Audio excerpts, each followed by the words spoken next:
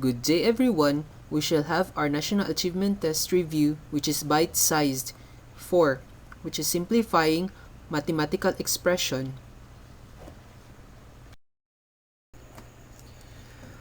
For items 10 to 12, below is Lucas' simplification of a mathematical expression.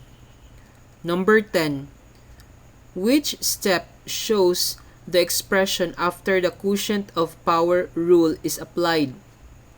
A. Step 1, B. Step 2, C. Step 3, D. Step 4. Number 11. Which law of exponent was used to arrive at step 1? A. Product rule, B. Power of power rule, C. Zero exponent rule, D. Negative exponent rule.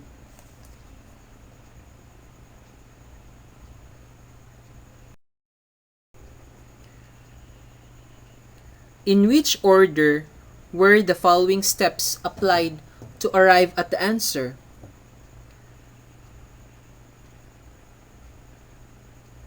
Apply the power of power rule, apply the zero exponent rule, apply the quotient rule, simplify the numerical coefficient. A. 1, 2, 3, 4, B. 3, 2, 1, 4, C. 2, 1, 3, 4, D. 2, 3, 1, 4.